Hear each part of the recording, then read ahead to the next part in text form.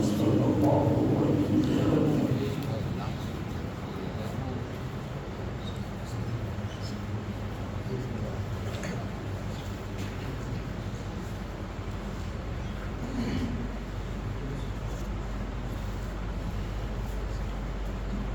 شاہ من سلطان دین سید احمد ربیع مدد دنیا غوث اعظم مخدوم جہانیاں دستگیر وصلی اللہ علیہ وسلم برحمتک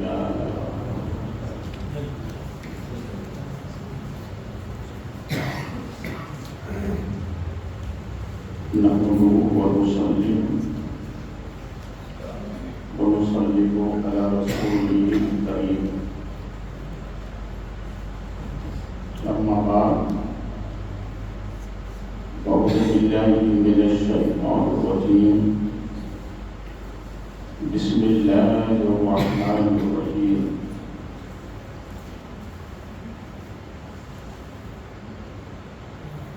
والضحیٰ واللیل اذا سجی. آمنت باللہ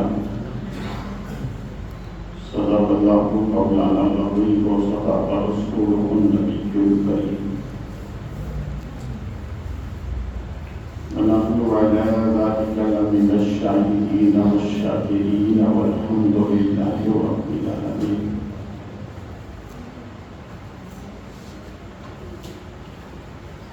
انتہائی خلوص و محبت کے ساتھ گفتگو رسول کی جانب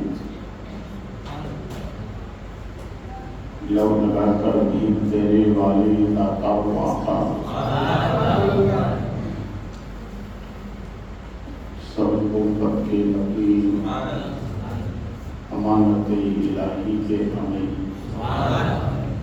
سلام انبیاء و مرسلین تفسیر قرآن مبین تامہ و یاسین مراد المشتاقین شمس العارفین سراج الصالحین جان عالمین حضور رحمت للعالمین جناب احمد مجتبی محمد رسول اللہ صلی اللہ علیہ وسلم کے دربار وقار میں اپنی محبت کا خراج درود پاک کی شکل میں پیش کریں. بابا سے غلط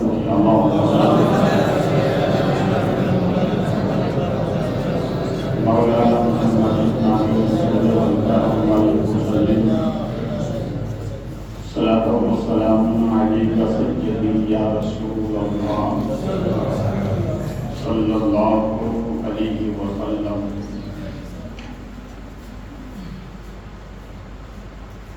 یہ بات حق ہے ضرور ایسا ہوتا ہے. یہ بات حق ہے ضرور ایسا ہوتا ہے. نبی پر درود پڑھنے سے چہرے پہ نور ہوتا ہے. محبت سے حبیب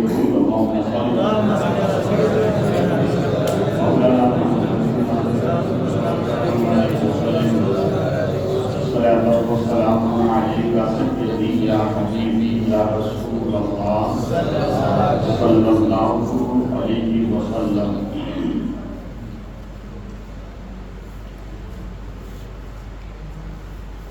نازش اہل سنت فخر زمین و زمان سرمایہ علم و فن امام اہل سنت رضی اللہ تعالی عنہ خط کرتے ہیں. زہر عزت و اطلاع محمد زہر عزت و اطلاع محمد کہ ہے عرش حق زیر پائے محمد.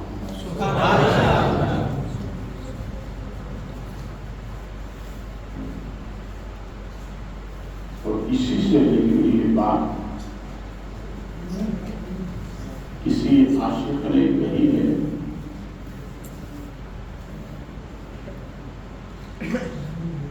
قدموں پہ جبھی کو رہنے دو، چہرے کا تصور مشکل ہے۔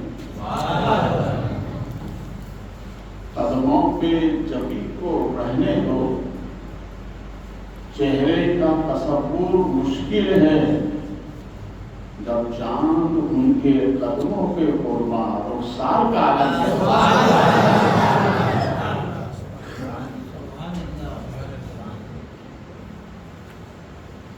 اور ایک مجذوب شاعر نے یوں کہا ہے،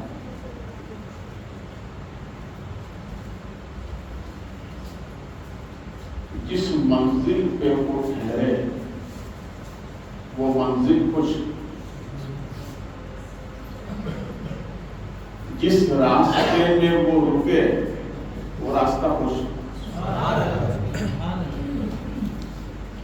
جس منزل میں وہ ٹھہرے وہ منزل خوش، جس راستے میں رکے وہ راستہ خوش۔ اللہ اللہ ان کے نالے سروں پہ آ جائیں تو اولیاء خوش، سروں پہ آ جائیں تو اولیاء خوش۔ پھر محبت سے درود پاک سنائے اللہ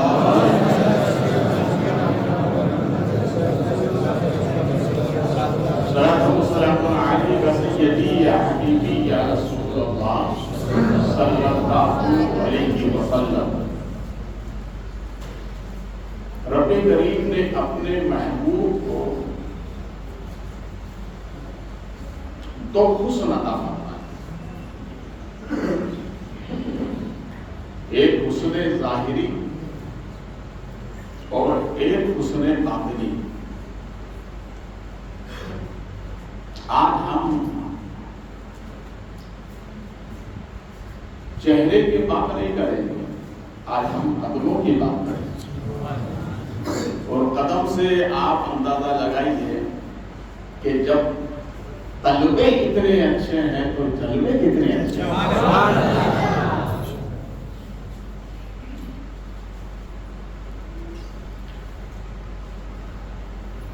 علامہ شامی علیہ رحمۃ اللہ ارشاد فرماتے ہیں، محفل میلاد کی برکات میں کہ جس کے یہاں پر اولاد نرینہ نہ ہوتی ہو تو وہ نیت کر لے کہ اللہ میرے یہاں پر لڑکا پیدا ہوگا تو میں تیرے نبی کے نام کی محفل رکھوں گا۔ جس سال نیت کرے گا اسی سال بچہ پیدا ہوگا اور وہ لڑکا ہوگا۔ یہ محفل میلاد کی برکت ہے۔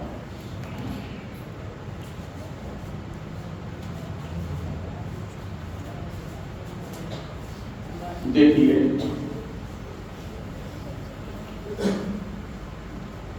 مدینہ شریف میں حضرت امام حسن ہمارے نبی کے بڑے شہزادے، نواسے بھی ہیں شہزادے بھی،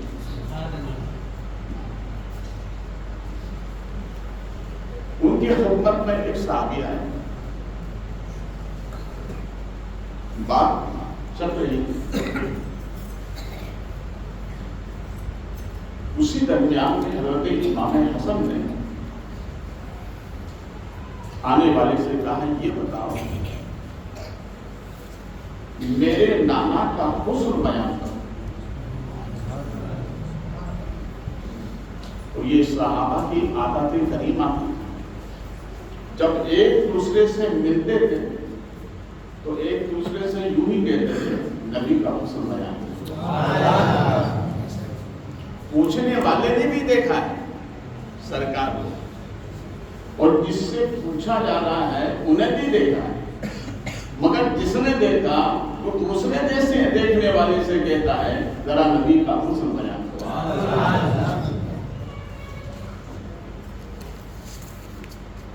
اللہ نے تین خوب انشاءاللہ وہ میں کل بیان کروں.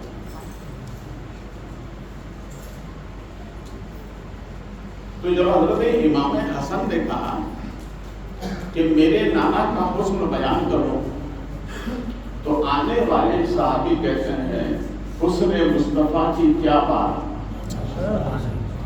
میں تو ابھی تک نبی کے قدموں کے جلوے دیکھتا تو دل نہیں بھرا، دل چاہتا ہے بار بار دیکھا.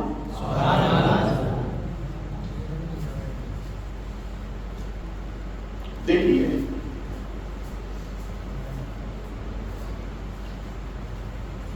ہمارے نبی کے جو طلبے ہیں، قدمین شریف ہیں،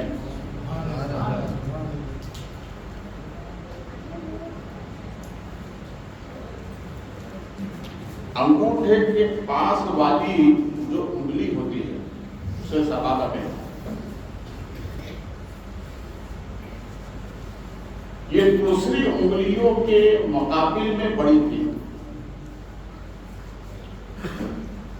اور تمام حسن کے لکھنے والوں نے کہا کہ یہ حسن کی اعلیٰ دلیل ہے.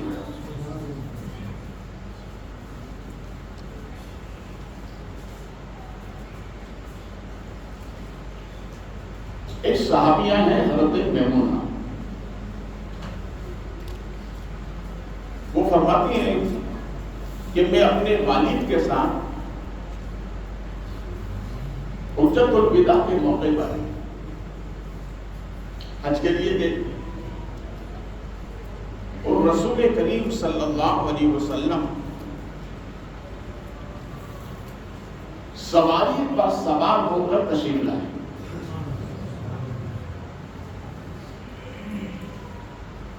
سب سرکار کے حسن کو دیکھنے لگے،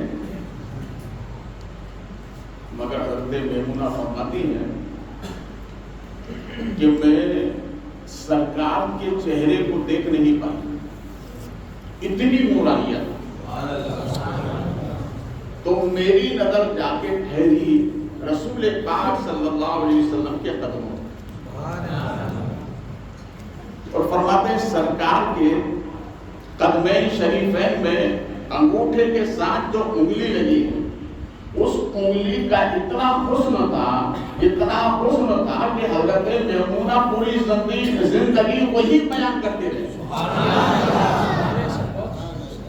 پوری زندگی اسی کو بیان کرتے.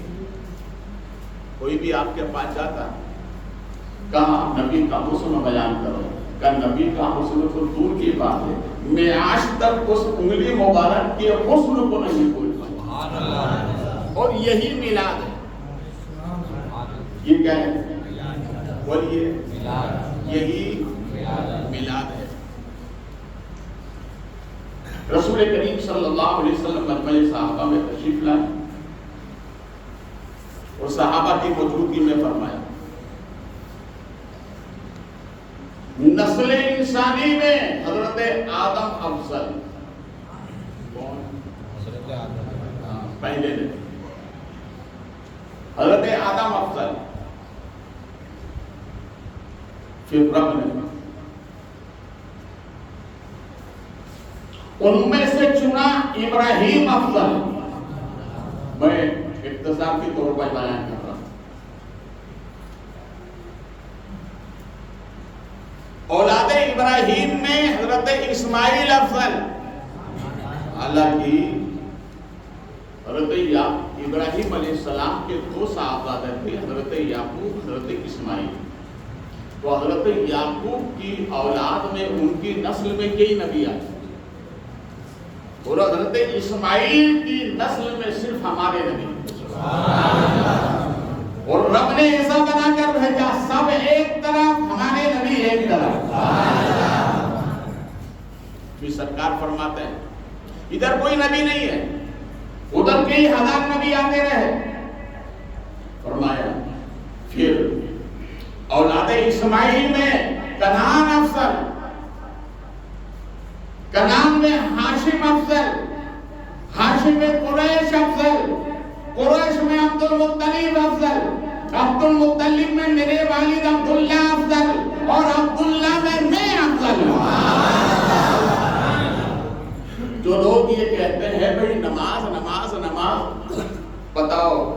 میرے نبی نے اس میں کون سا ذکر کیا اور یہی میلاد ہے. اس میں نماز آئی, روزہ آیا, زکات آئی, حج آیا, دوسرے اعمال آئے, کچھ نہیں. سرکار نے پوری پیدائش اپنی بیان فرمائی اور نبی کی پیدائش ہی میلاد ہے. بتاؤ ہمارے نبی کے آنے سے پہلے نماز تھی؟ بولیے نا, نہیں تھی. روزہ تھا؟ حج, زکات, کچھ اعمال نہیں تھے نا.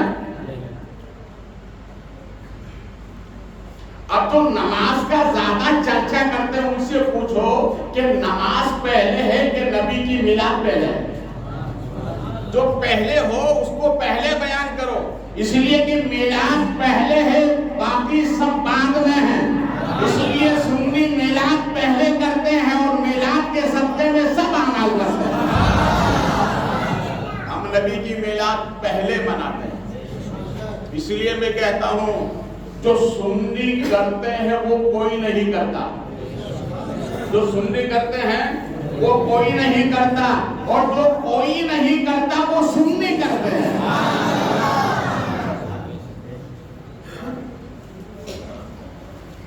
ہر بے اصول کے لیے اصول زندہ ہے, کانٹوں کی چبن میں پھول زندہ ہے. اہل سنت کو خدا آباد رکھے, یہ زمانے کو بتاتے ہیں ہمارا نبی زندہ ہے.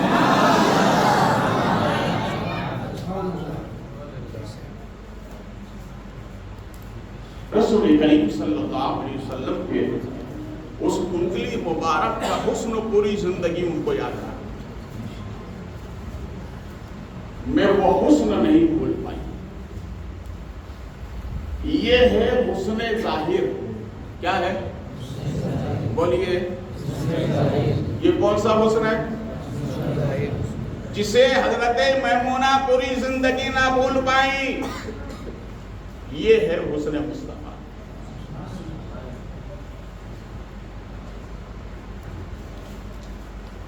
ابھی اسی حسن کے ساتھ ساتھ مانوی حسن جو اللہ نے عطا فرمایا,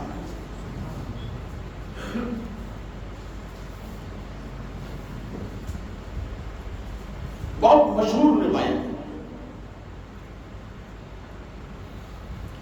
رسول کریم صلی اللہ علیہ وسلم حضرت ابو بکر صدیق, حضرت فاروق اعظم, حضرت عثمان غنی, تینوں اصحاب کو لے کر گئے اور پہاڑ پہ. سب جاتے ہیں اور جاتے ہیں کہ ہمارے نبی کے چچا وہاں آرام فرمائے.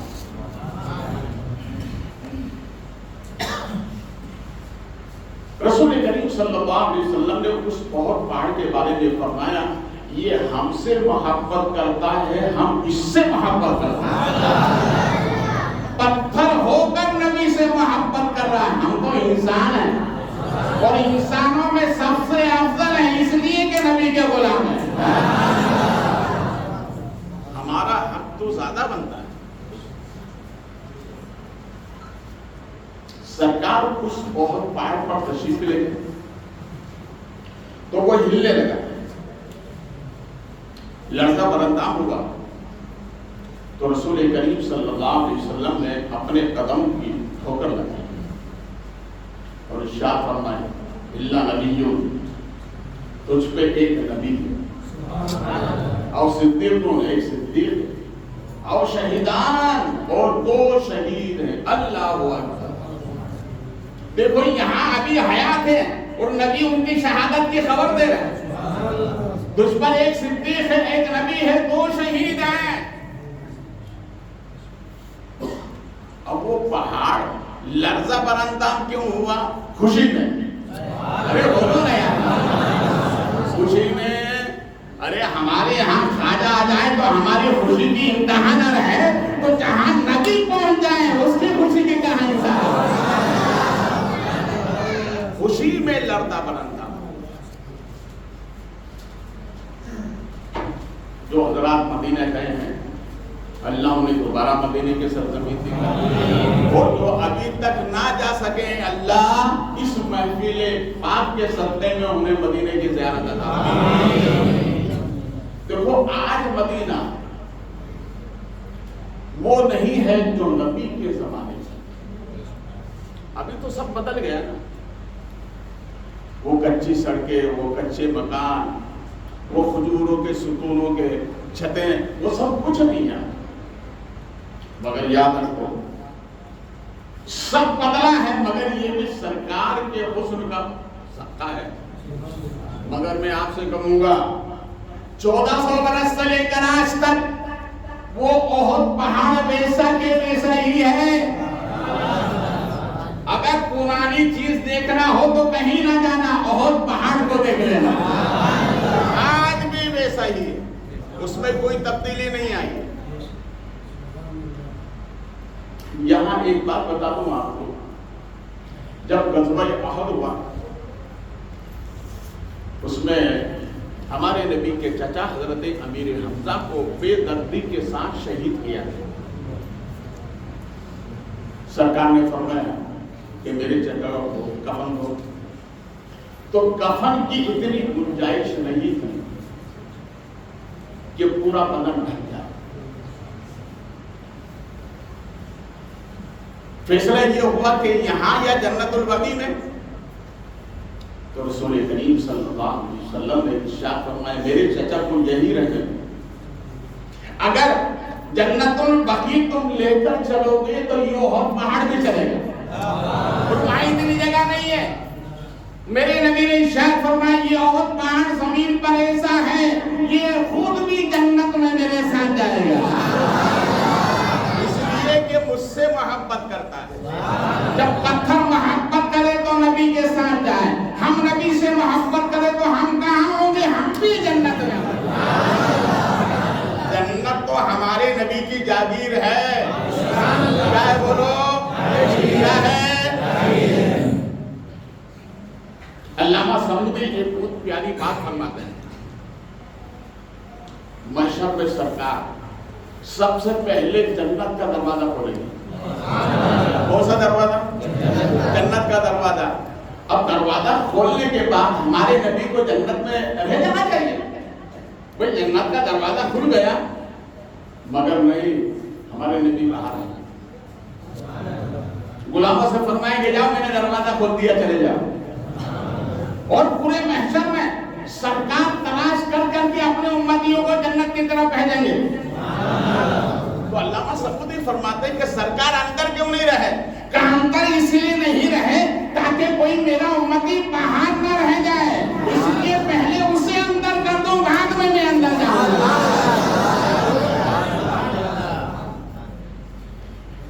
محشر میں رسول کریم صلی اللہ علیہ وسلم کی ملاقات ہوگی خانہ کعبہ سے۔ کس سے ہوگی؟ سب جس کی طرف جھکتے ہیں اس کعبے سے ملاقات، جس کعبے کو میرے نبی نے کعبہ بنایا اس کعبے سے ملاقات ہوگی۔ نبی ارشاد فرماتے ہیں ایسے نفسی نفسی کے عالم میں تم کیسے؟ تو کعبہ کہے گا یا اللہ کے پیارے نبی، رب کی طرف سے مجھے حکم ہے کہ جس نے تمہاری زیارت کی جاؤ اس کو جنت میں لے کر جاؤ، اس کو جنت میں لے کر جاؤ۔ تو ہمارے نبی نے فرمایا کہ رب نے حکم کیا، بولے ہاں، تو آپ نے فرمایا کہ جاؤ جس کی تمہاری جس نے زیارت کی ہے اس کو لے کر جاؤ، اور باقی کا باقی کے بارے میں حکم نہیں ہے، باقی کے بارے میں حکم نہیں ہے، میرا حکم رب کی طرف سے یہی ہے، اے کعبہ جس نے تیری زیارت کی وہ اس کو جنت میں لے کر جا۔ تو نبی ارشاد فرماتے باقی کا کیا ہوگا؟ کہا وہ آپ جانے، باقی کیا ہوگا وہ آپ جانے۔ تو میرے نبی نے ارشاد فرمایا جاؤ باقی کو میری طرف سے جنت کی بشارت دے دو۔ اسی لیے تو اعلیٰ حضرت فرماتے ہیں جائے نہ جب تک غلام، خود ہے سب پر حرام، ملک تو ہے آپ کا تم پہ کروڑوں کرو۔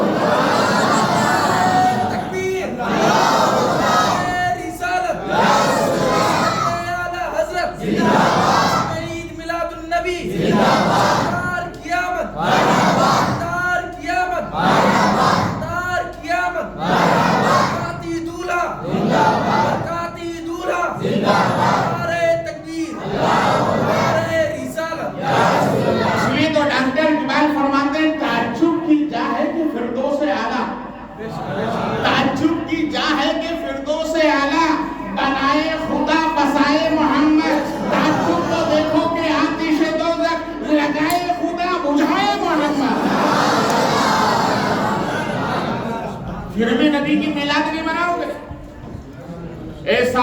ابن آدم دنیا میں تمہیں کہاں ملے گا؟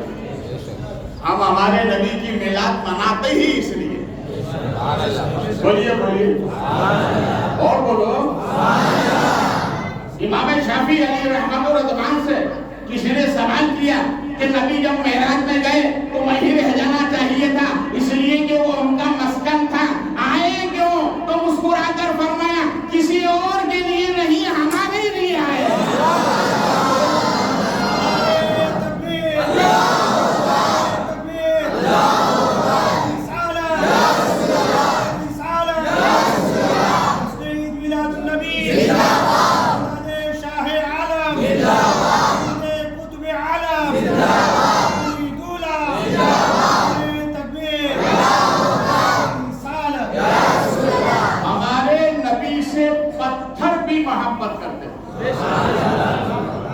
تاریخ بتاؤں آپ کو,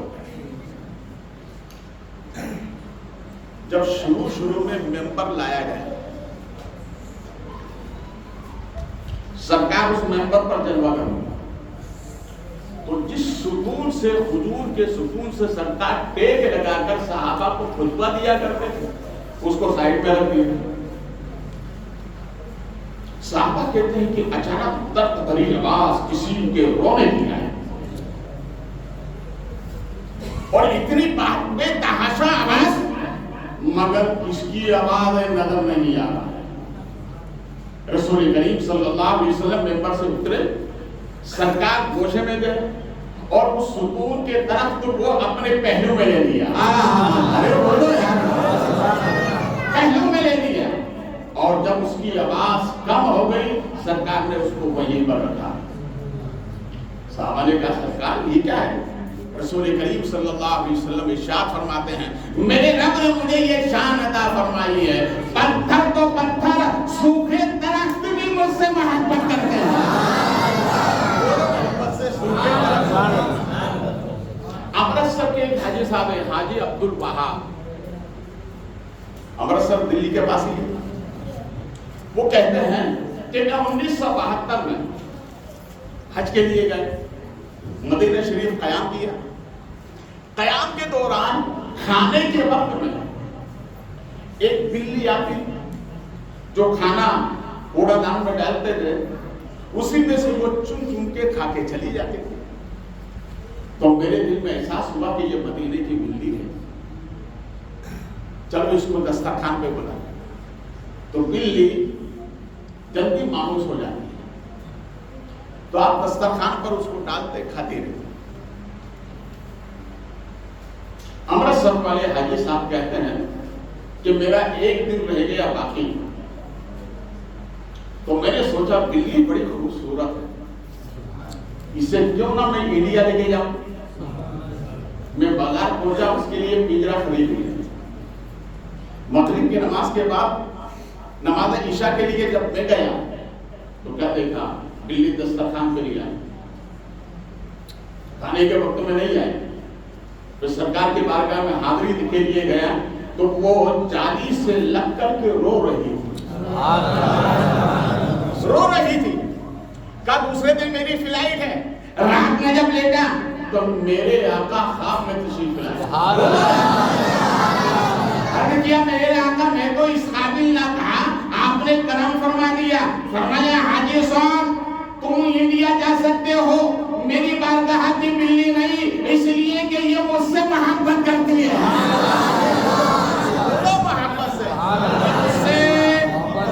محبت کرتی ہے. علامہ جلال الدین سیوطی علیہ رحمۃ اللہ ارشاد فرماتے ہیں مدینہ شریف میں کبوتر ہے نا, بولو ہے نا کبوتر,